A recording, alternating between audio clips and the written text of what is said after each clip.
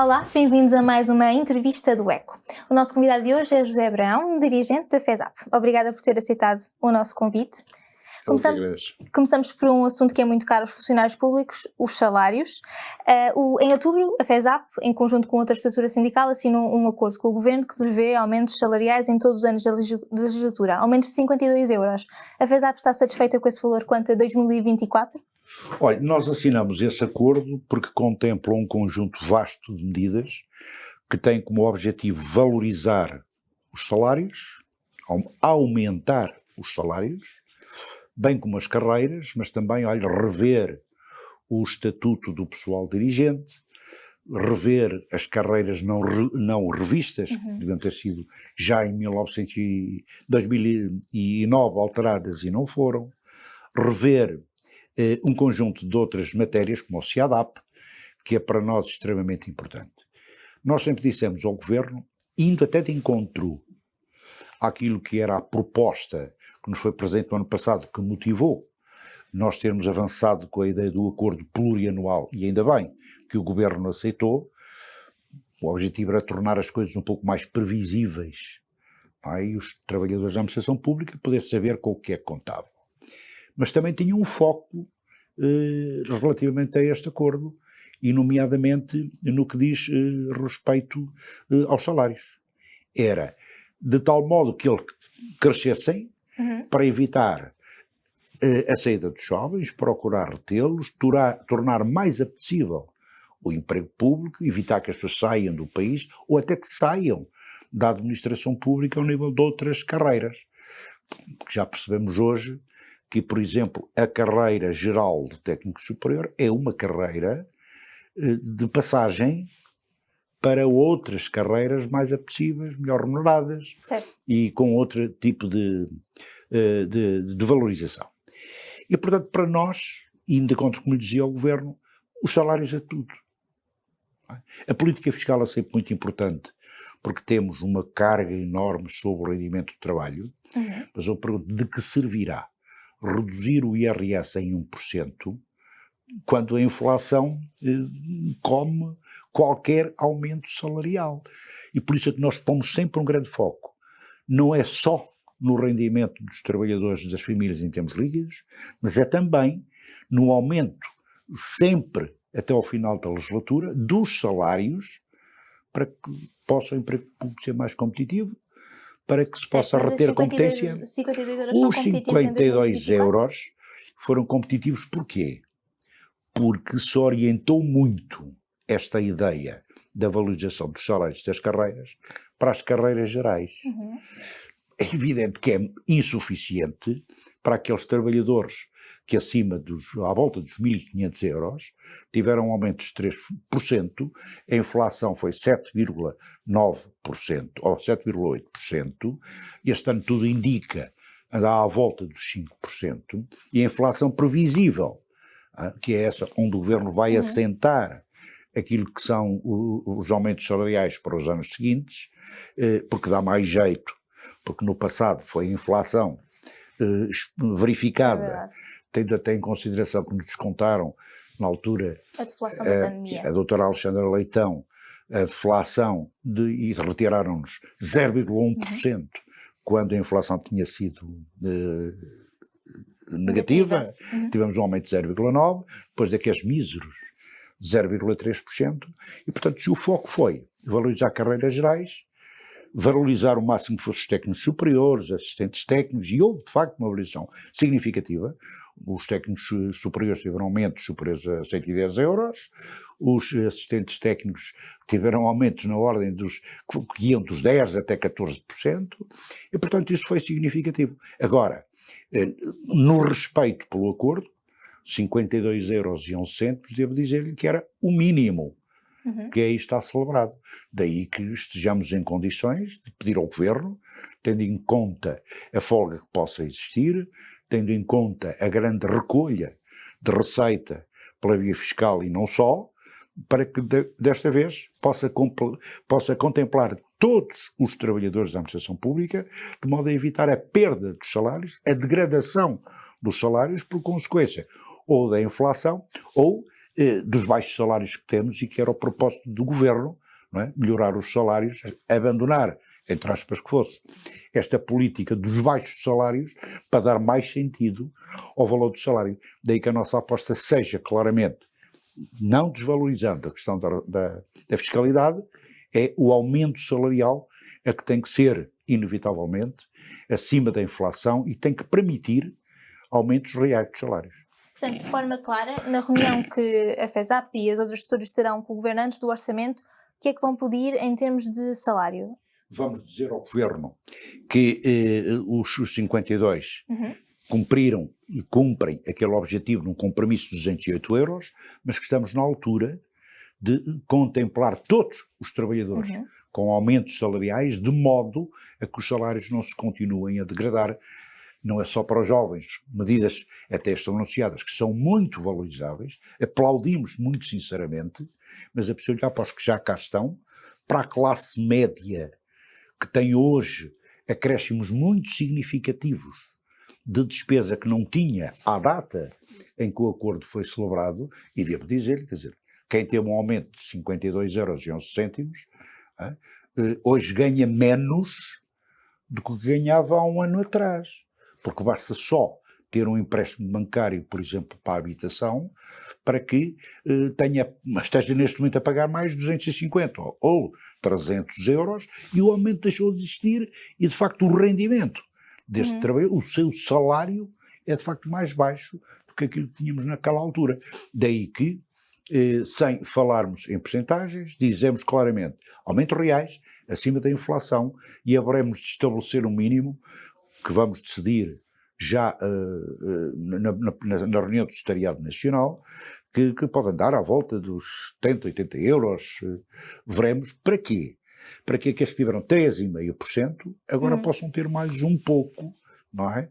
Que lhe permita garantir a manutenção do seu salário e não a degradação conforme se está a verificar hoje. Falou do aumento do custo de vida e o subsídio de refeição. Vão defender alguma atualização? O subsídio de refeição refeição deu um salto importante do ano passado, certo. Passamos de 4,77 para 6 euros e, inevitavelmente, todos os anos em que houve negociação para a administração pública, procuramos sempre alterar o subsídio de refeição. Houve um acréscimo muito grande dos bens alimentares, as refeições cresceram significativamente e com certeza haveremos de apresentar propostas acima dos 7 euros por dia para os trabalhadores da administração pública, continuando a valorizar essa questão relativa ao subsídio de refeição. Mas também dizer-lhe, há anos que há suplementos que não são alterados. No caso concreto das ajudas de custo. Hoje há trabalhadores que estão a pagar para fazer trabalho externo, porque definitivamente não se come com 6 euros, provavelmente não se come com 7, e as ajudas de custo, não é? São de facto tão baixas que a FESAP apresentará ao Governo uma proposta de aumento de ajudas de custo, que pelo menos contemplem aquilo que foi a evolução dos preços, tendo em consideração a inflação, pelo menos. E como é que tem estado a relação entre o Governo e os sindicatos desde o PS ter conseguido a maioria absoluta e também desde os sindicatos terem firmado com o Governo um acordo plurianual? Olha, eu devo dizer-lhe que, de facto, andamos há anos, e até dávamos muitas vezes o exemplo do que acontecia noutros países, e nomeadamente aqui nos nossos vizinhos espanhóis, onde se faziam acordos plurianuais para tornar mais previsível e garantir, de algum modo, o crescimento dos salários.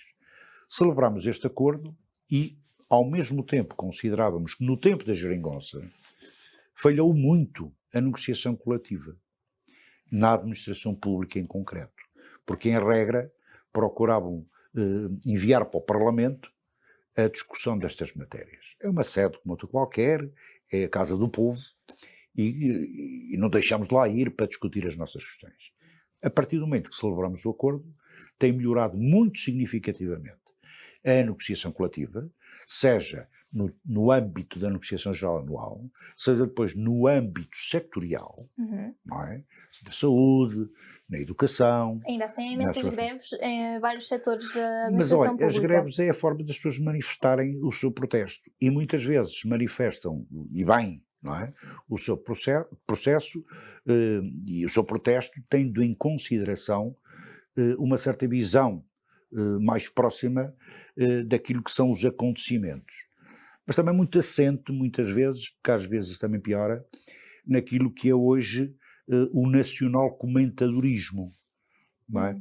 Que também, em vez de muitas vezes de explicarem as medidas, alguns não terão sequer capacidade para as compreender, não é? Mas em vez de explicar as medidas, procuram muitas vezes deitar mais lenha na fogueira, não é?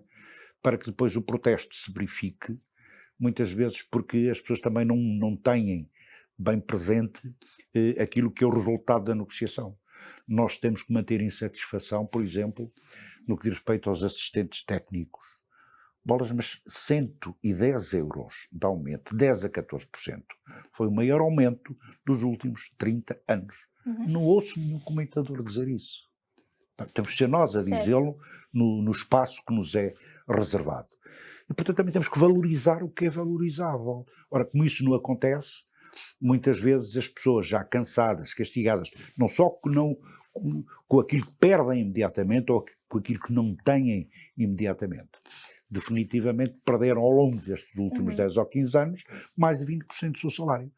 E, portanto, nessa altura, explorado até ao limite do que é possível, os aumentos que não tivemos, a degradação de alguns serviços na administração pública, no atendimento, por exemplo. Depois a degradação das condições de vida e de trabalho, porque temos baixos salários, cria um caldo de cultura em que as pessoas muitas vezes não valorizam tanto aquilo que devia ser valorizável. Daí que a negociação, que foi a pergunta que me fez, tem sido muita, há de continuar pelos compromissos que temos, por força do acordo que a FESAP e o GT celebrou com o Governo, mas também por consequência do acordo de médio prazo assinado pela nossa central sindical, o GT, não é? Que compromete o Governo, pelo menos àquilo que lá está, vir a ser cumprido. É evidente que da nossa parte, seja no âmbito da negociação geral anual, seja no âmbito setorial, seja no âmbito da revisão das carreiras, queríamos sempre mais porque tivemos 10 anos parados. E num discurso muito assente naquilo que se repôs. E ainda não se repôs tudo. Certo. Por exemplo, por consequência das políticas da Troika. E, portanto, temos que ter presente que queremos valorizar, e tem sido valorizada a negociação, mas de um governo como este, com os resultados macroeconómicos que tivemos até agora, não esquecendo que temos uma guerra, temos um Covid, não é? Esperamos continuar reforçando a negociação coletiva, mas no essencial, melhorando os resultados. E é aí que muitas vezes os resultados ficam aquém, não é, daquilo ou que são compromissos ou do que seria minimamente desejável para conferir mais equilíbrio ao emprego público, aos seus trabalhadores e fazer um caminho que nos conduzisse a um resultado de maior motivação, de uma maior atração dos melhores para a administração pública. Portanto, não vê esta multiplicação de greves em alguns setores da administração pública como um sinal de que a negociação não está a funcionar e de que há intransigência da parte do governo? Não, a negociação, pelo menos da experiência que nós temos na FESAP, está a funcionar. Está a funcionar. Os resultados não são muitas vezes aquilo que nós queremos. É verdade, não é? Mas também tem que chegar um momento em que tem que se perceber e ponderar que a negociação também é isto. É um compromisso. É um compromisso. É o que cede de uma parte e o que cede de outra. No final, faz-se a avaliação. Se justifica entendimento formal, conclui-se esse entendimento formal. Se efetivamente não existir esse entendimento, é aquilo que já conhece, que dizemos, bem, houve aqui a evolução, mas é insuficiente e fica aquém daquilo que seria necessário. Por exemplo, se a FESAP pedir um reforço salarial no âmbito do Orçamento do Estado e o Governo recusar, admitem ir para as ruas, fazer paralisações? Como sempre, como sempre. Porque quando apresentamos propostas e quando vamos para a mesa da negociação, vamos sempre de boa fé e numa perspectiva séria. E, portanto, também não pedimos tudo que eventualmente deveria ter sido atribuído aos trabalhadores da administração pública. E é exatamente por isso que dessa avaliação, e se considerarmos que os trabalhadores continuarão na senda da perda e da desvalorização dos seus salários, da perda e desvalorização das suas carreiras e do emprego público, bem, certamente não temos alternativa de dizer ao Governo, olha, há evolução, não foi possível chegar ao entendimento e os trabalhadores dirão se querem ir para a luta ou se chega assim. Se nos disserem os sindicatos, os 36 sindicatos da FESAP, os trabalhadores, que é a luta e que é o protesto que temos que promover, pois claro, promoveremos. Olha, nós estamos solidários, naturalmente, com os professores, como estamos com os médicos, como estamos com os enfermeiros. E aquilo que se percebe é que, e até era bom, que em muitos casos conseguissem aquilo que naturalmente desejariam conseguir, porque somos todos funcionários públicos, estamos todos carreiras da administração pública e, por exemplo, contagem de tempo de serviço, a questão dos pontos perdidos, a antiguidade. É um problema transversal à administração pública. Isso é transversal. Se eles conseguirem, também nós conseguimos. Veja agora que o Governo acabou por atribuir alguma contagem do tempo relativamente ao pessoal docente, não é? E o modelo adotado para o acelerador em que os trabalhadores de progressões, em que os trabalhadores da administração pública, desde tenham 6 pontos, estejam cá desde 2005, não é? Vão mudar uma posição numeratória com 6 pontos, são 70 mil para o ano, e aqueles que completarem nos anos seguintes mudarão.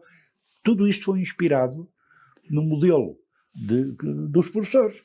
E, portanto, se eles conseguirem mais, ótimo, por isso é que somos solidários, não é? Mas tem que também ser aplicado ao conjunto dos outros trabalhadores da administração pública e, portanto, somos todos trabalhadores da administração pública, somos todos dos trabalhadores dos serviços públicos e é bom que se vá furando, que se vá conseguindo aqui para depois poder chegar aos outros todos. É isso que nos move e move-nos de tal modo que, não só pela solidariedade que devemos uns aos outros, enquanto trabalhadores da administração pública, mas move-nos também no essencial, porque foram muitos anos parados e é agora o momento também de ir procurando compensar perdas, valorizações e dignificação profissional para todos os trabalhadores. Falou da questão fiscal. O IRS tem estado no centro de discussão entre o PS e o PSD nas últimas semanas. Quanto ao Orçamento do Estado para o próximo ano e sobre o IRS, recomendaria ao Governo prudência ou ambição? Olha, como lhe dizia há pouco, nós temos uma enorme carga fiscal sobre os rendimentos do trabalho. É preciso que, de facto, se reduza essa carga fiscal sobre os rendimentos do trabalho. Mas há aqui uma equação que temos de ter sempre presente. Os nossos serviços públicos, seja na saúde, na educação, na segurança social, dependem de quê? Das receitas que o nosso Estado tem pela via fiscal, ou então por apoios externos. E nesse quadro, a redução fiscal é importante, mas temos de ter em consideração também que queremos a melhoria dos serviços. Mas a receita tem aumentado também à boleia da inflação. Não é o momento para fazer essa correção? Por isso é que eu há pouco lhe dizia, e acho que é muito importante, nós exigimos do Governo aumentos reais dos salários. E, portanto, a folga que existir deverá ir para aumentar os salários e torná-los competitivos, não só no contexto até, em muitas áreas profissionais com o setor privado, mas também no contexto da administração das administrações públicas europeias, evitando que as pessoas saiam. Qualquer redução no IRS, seja na retenção na fonte, mas estamos a falar de outra coisa, é no pagamento do IRS, certo. É por nós aplaudida, é sempre bem-vinda. Mas a questão essencial é esta: se houver mais escalões e nos reduzirem 1%, não é, no pagamento do IRS e o nosso salário se degradar 2 ou 3 por intermédio da inflação, compreenderá que não chega para nós dizer que, afinal de contas, chegou ao fim do mês e se aumentou um pouco o rendimento líquido do trabalhador ou da família. Mas não se resolveu o problema estrutural essencial, que é o problema dos baixos salários, e é aí que está o problema. E, portanto, somos a favor da redução fiscal, somos muito a favor do aumento dos salários reais dos trabalhadores da administração pública, e em concreto. Não é? Não podemos, digamos, diria andar a tapar o sol com a peneira, a história da manta. Não é? É verdade que se pode esticar de um lado, mas depois destapa-se do outro. E eu posso chegar ao fim do mês e ter mais 1%, mais 10 euros, mas se perdi 30 ou 40 por intermédio da inflação... Mas o IRS é para todos, beneficia tanto o privado como o público. Não, e aqui também beneficiam os privados, pelo menos em áreas muito importantes. Porque, repare, nós acabamos de rever a carreira de informática. Sim. Provavelmente nunca seremos competitivos com o setor privado, porque o setor privado paga o que quer. Mas há uma coisa que é muito importante, e eu ainda sou do tempo em que se negociavam salários e o referencial para a negociação coletiva na administração pública arrastava o setor privado. Veja que hoje, no acordo que está estabelecido pela nossa central sindical, o GT, o Ministério do Trabalho até disse, não, vamos ver se conseguimos que os 1.320 ou 1.330 euros também sejam pagos pelo setor privado. O setor privado, quando quer reter competência, quando quer melhorar os salários dos seus trabalhadores, paga-lhes. É o que está a acontecer. Há áreas onde os salários cresceram mais no setor privado do que na administração pública. E, portanto, não podemos generalizar. A minha convicção é, na justa medida em que cada vez mais aumentarmos e melhorarmos o salário da administração pública, isso vai ter impacto real na negociação coletiva e no setor privado. E portanto, isso, havendo folga, a prioridade deveria ser, na sua opinião, aumentar os salários, que depois dará exemplo ao privado, em vez de estar a fazer uma redução. Mas também, não é em vez, mas também reduzir esta enorme carga fiscal sobre os rendimentos do trabalho. Porque não, acho que não é aceitável um trabalhador ter um vencimento de 1.300 euros, 15% vá para o IRS, pelo menos na retenção. Não é? Depois mais 11% vão para a Segurança Social, mais 3,5% vão para a DSE. E estamos a falar, não é, em 30% pelo menos do salário desses 1.300 que desaparece assim. Está a ver? E portanto neste quadro, como lhe digo, queremos e vamos exigir aumentos reais que tenham que ser acima da inflação, vamos exigir aquilo que tem a ver com a redução fiscal, que é importante no pagamento do IRS, mas também na retenção na fonte, como é importante. E isso, se é verdade que o IRS é para toda a gente, também é verdade que os aumentos dos salários, influenciando como influenciam, e veja bem que nós não fizemos o acordo com 52,11 €, massa salarial na ordem dos 6%. Os trabalhadores do setor privado também beneficiaram disso, porque também se melhorou a massa salarial no âmbito do setor privado. E, portanto, porque era aquela referência que estava em cima da mesa. E, portanto, por isso é que nós não separamos trabalhadores públicos e trabalhadores privados, temos trabalhadores, têm os salários que têm que ser melhorados todos, públicos e privados, e ainda estou convicto que aquilo que se faz na administração pública influencia decisivamente a negociação coletiva no setor privado. E o IRS jovem faz sentido? O IRS jovem faz todo o sentido, como faz todo o sentido aos nossos jovens, não é só para não saírem do país, é que temos de facto salários tão baixos, precisam de organizar a sua vida, precisam olhar para a habitação, precisam até descontinuar a valorizar em termos académicos, não é? Ou por um mestrado, ou por um doutoramento, e portanto tudo aquilo que sejam benefícios para a juventude, para os mais jovens, que também contribuem para a renovação do emprego público, que já estamos uma administração pública já está envelhecida, já próximo dos 50 anos. E portanto isso é sempre muito importante, mas é preciso também perceber, a nossa juventude hoje vai até aos 30, aos 35 anos no contexto daquilo que está interiorizado em termos nacionais. Há muitos trabalhadores que já cá estão, sejam técnicos superiores ou outros, que são tão jovens como os outros, têm tantas dificuldades, provavelmente como os jovens, que desta vez têm que ser olhados também, não é? Porque todas as medidas, como digo, para os mais jovens, seja nos salários, seja nas carreiras, seja nos impostos, seja nos incentivos à formação, à sua própria qualificação, são desejáveis, nós aplaudimos sempre muito. Mas não podemos esquecer quem já cá está.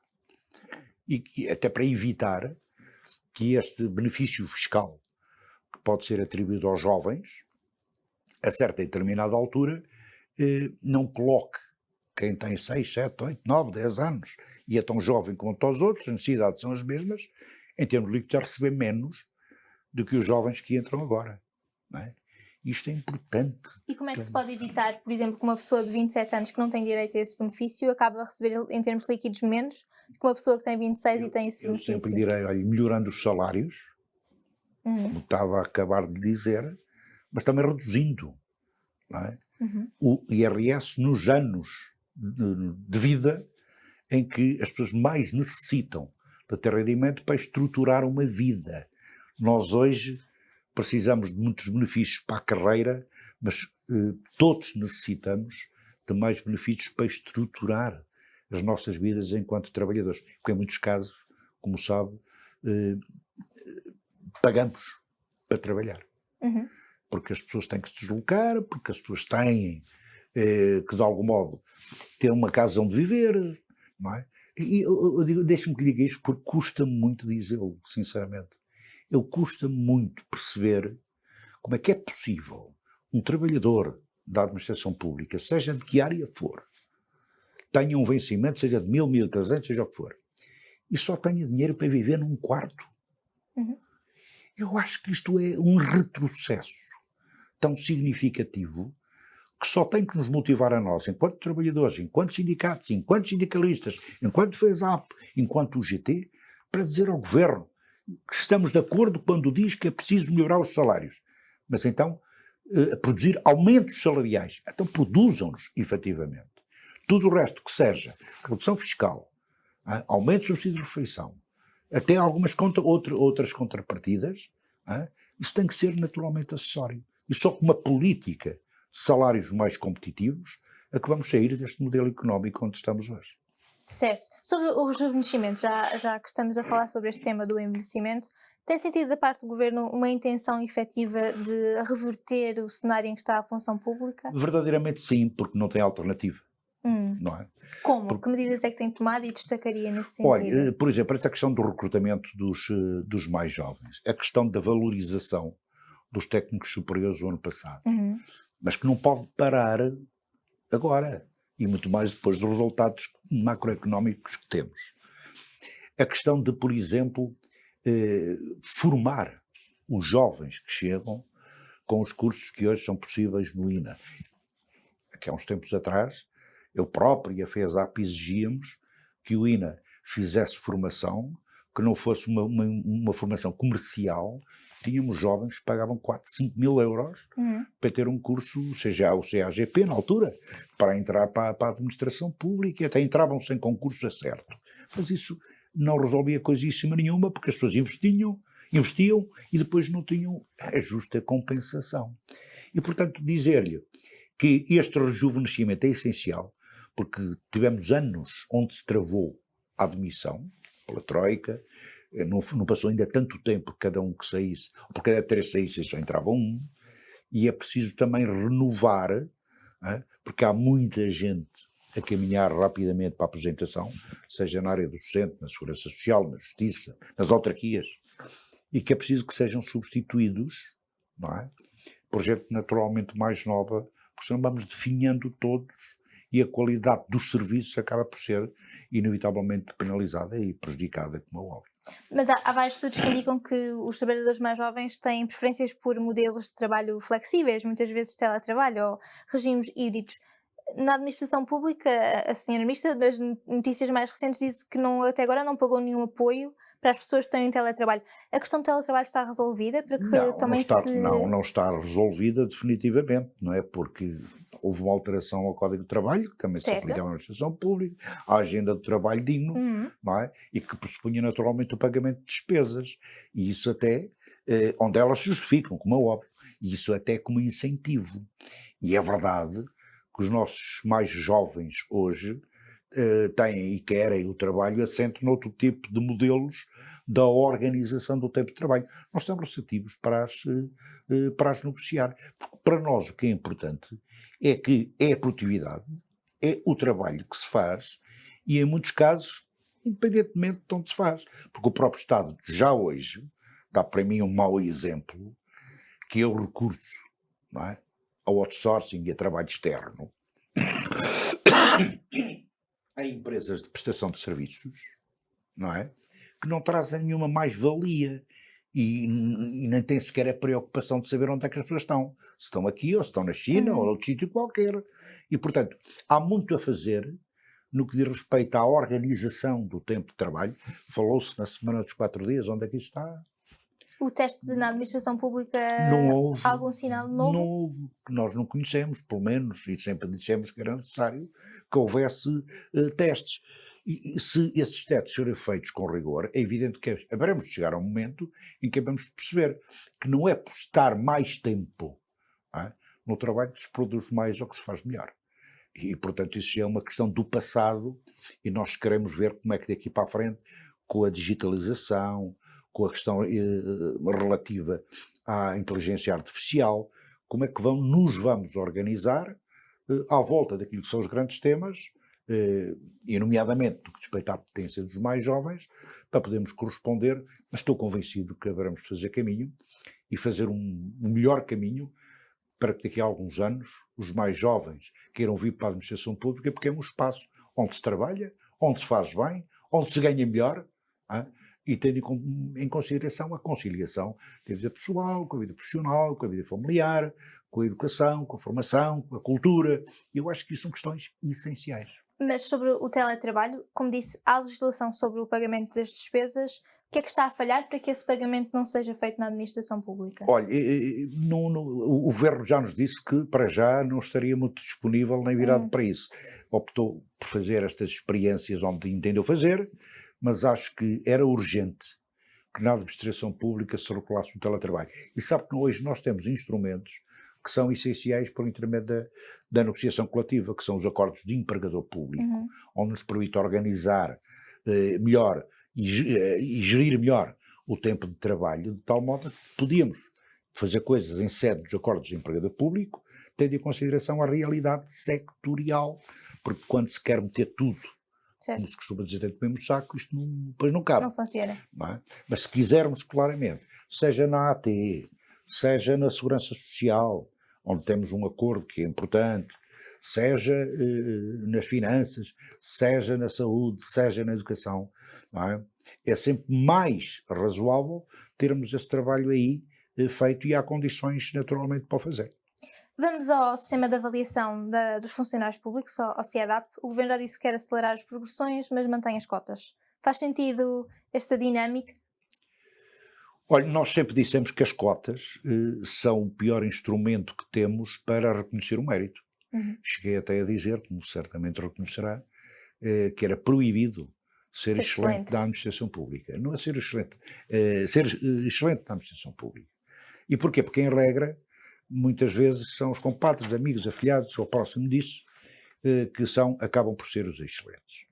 E as cotas para nós é um fator de travagem, não é? De limitação, até no que diz respeito à despesa.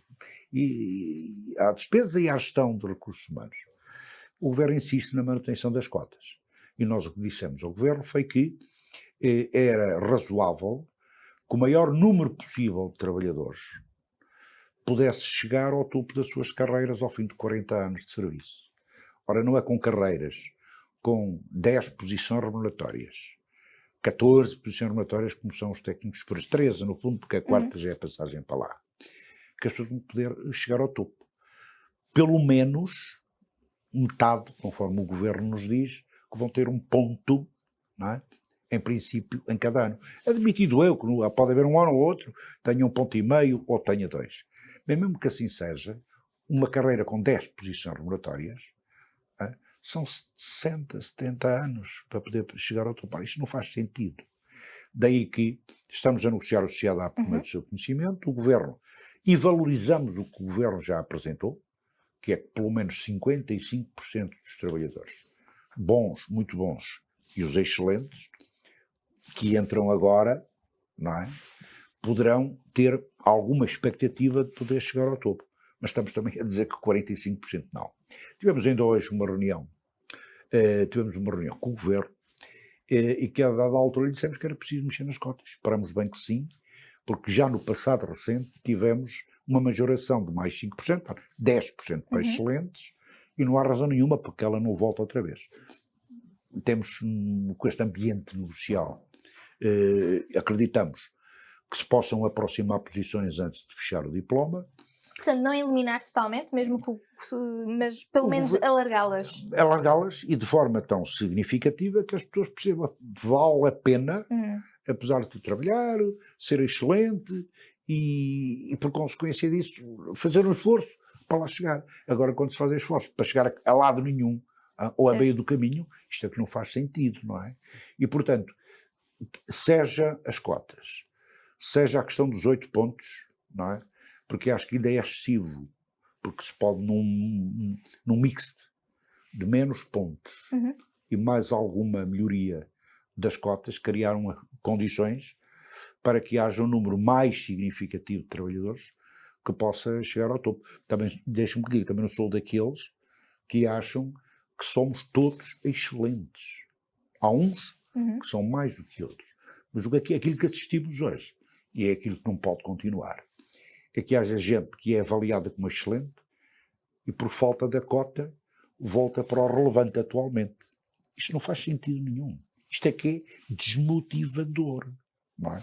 Também, olha, dissemos ao Governo, e ainda bem, nós temos no acordo plurianual a revisão do pessoal dirigente, não é?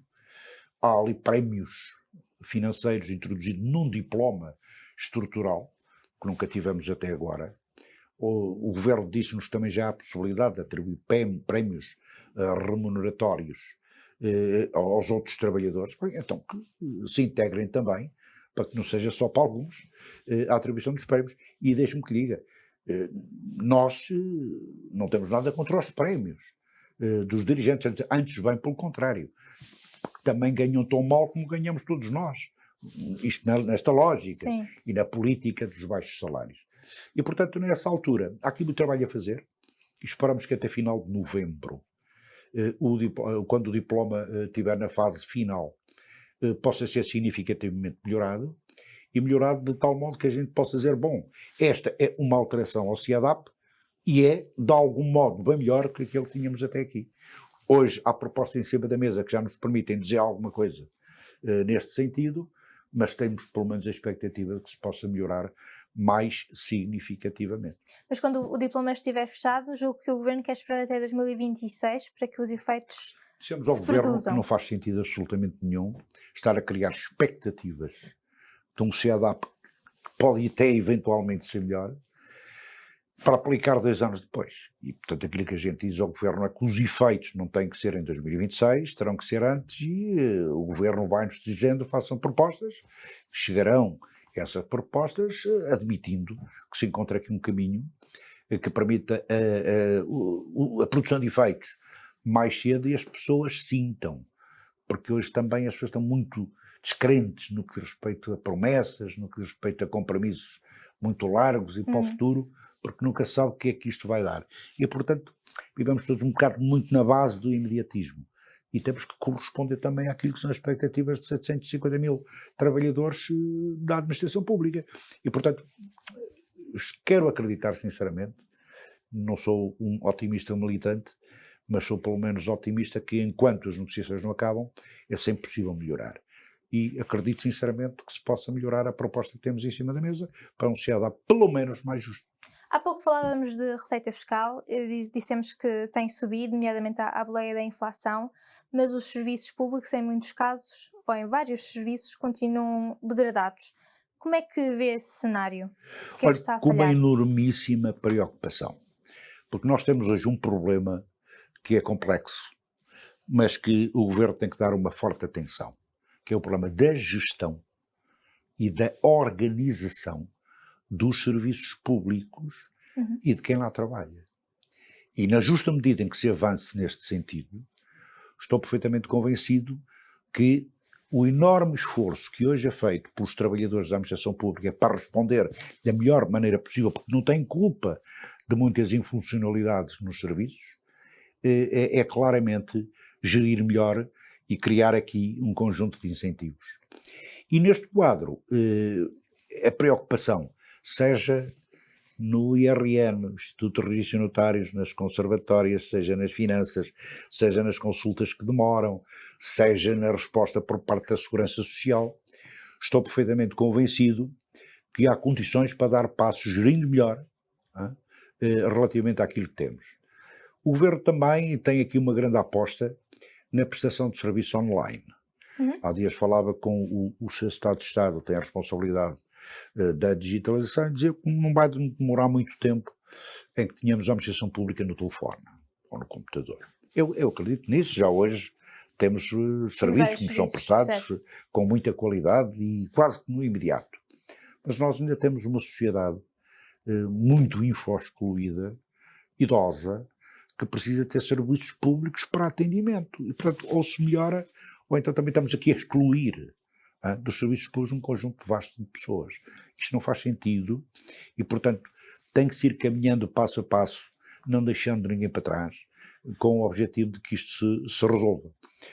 E, portanto, há aqui questões que hoje estamos aqui no limiar da necessidade da mudança e é preciso que verdadeiramente mudem. E temos sempre que duvidar daqueles que prometem tudo e acham que tudo é possível imediatamente, porque apenas se querem servir de quem trabalha e dos trabalhadores da administração pública em geral. E isso acho que nós não aceitamos. Desde que haja propostas vindas dos mais diversos partidos, seja de onde for, com razoabilidade, perceptíveis, com bom senso, nós vamos entendê-las. Agora, prometer tudo a todos, estou perfeitamente convencido que é um engano. Não é? Nós temos aí uma área que para nós, a administração pública, é importantíssima e que se chama ADSE, por exemplo. Certo. Nós hoje pagamos 3,5%, depois no tempo da Troika, terem colocado os trabalhadores a pagar aquilo que pagavam os empregadores. E ainda por cima mais 0,5%. Nós queremos que baixem as contribuições. Mas tem que ser suprido essa falta de receita por aquilo que o Estado deixou de pagar. E se nos baixarem de 3,5 para 3, ou 2,5, ou de qualquer valor, e sejamos ressarcidos, o Estado, a ADSE seja ressarcida daquilo que é a redução, é de facto um bom caminho. Queremos melhores e mais prestação de serviços, mais convenções, até com o setor privado e que nos sirvam. Mas temos que olhar para este tipo de questões que não têm só a ver com a melhoria do rendimento mensal líquido do trabalhador, mas tem a ver também com alguma possibilidade de fazer isto com a maior justiça possível. Não é? E justiça possível que passa pelo seguinte: em Lisboa tem um conjunto vasto de serviços, em Trás-os-Montes, ou nos Açores, ou na Madeira, ou no Alentejo, os serviços são claramente menores e não tem tanto sequer onde recorrer. E, portanto, tem que haver aqui um justo equilíbrio, não é, entre tudo isto, de tal modo, como digo, o emprego público seja mais acessível, mais justo, não é, e não se faça aquilo que se está a fazer hoje, que é empurrar também para o setor privado dos seguros os problemas da doença, até por algumas faltas de resposta que as pessoas têm imediatamente. Tendo a noção que, apesar de tudo, temos um ótimo Serviço Nacional de Saúde, tem dificuldades e temos que as ultrapassar. Estamos mesmo a terminar. De forma global e em poucas palavras, como é que o Estado empregador trata hoje os seus trabalhadores? Olha, o Estado empregador nunca foi um bom exemplo, salvo honrosas exceções. Hoje não nos sentimos que somos tratados como devíamos ser, como qualquer empregador. E há aqui uma questão que me parece que é extremamente importante e onde assenta muito, não é, daquilo que são as nossas dificuldades, que é a rigidez, não é, legislativa, a falta de elasticidade, a falta de flexibilidade, aquela ideia de andar a tapar buracos e apagar fogos onde estes acontecem, que na verdade não é porventura o melhor caminho. A nossa expectativa é que estamos na altura de, ao contrário do que tem acontecido até agora, se fomente ou se ache de forma pacífica o aparecimento de um conjunto vasto de corporações, ou porque falam mais alto, ou porque os problemas assim o justificam, em detrimento daquilo que é o conjunto, que é o essencial dos trabalhadores da administração pública e do Estado. Somos todos trabalhadores do Estado, dos serviços públicos, e, portanto, eu costumo até dizer uma coisa que eu não sei se lhe devo dizer. Então? É que nós, no passado, longínquo, tínhamos um Ministério das Corporações. Uhum. E hoje temos muitas corporações sem Ministério. E isto deve levar-nos a pensar que caminho é que se quer fazer para a administração pública, se são os pequenos grupos, se são os grandes grupos, mas que têm força e têm voz, e tudo o resto se há de ir fazendo em função de um conjunto de condições que temos ou não temos para resolver problemas. E isto é central, percebe? E é por isso que eu lhe digo que hoje governar é difícil. Uhum. Ser sindicalista ainda é mais, porque temos que dar voz ao descontentamento e aos problemas que os nossos associados têm, não é? Agora, quando começamos a pensar que há grupos que são e que deviam ter mais direitos que os outros, isto começa a ser muito complicado, porque, afinal de contas, recebemos todos do mesmo Orçamento de Estado. Certo. As carreiras, mais coisa, menos coisa, são semelhantes. Há uns que estão mais à frente, outros estão mais atrás, e aquilo que nós desejamos é que todos estejam bem, tenham melhores salários, melhores carreiras, de onde pode resultar uma melhor motivação, sempre com aquilo que é para nós essencial: prestar os melhores serviços às populações e aos cidadãos de que as necessitam. Estamos cá para isso, é por isso que haveremos de continuar sempre procurando valorizar a negociação coletiva. Lutaremos quando temos que lutar, mas aquilo que muitas vezes não se consegue à mesa das negociações, não se consegue depois na rua. Muito bem, muito obrigada por esta conversa. Eu que agradeço. Até à próxima.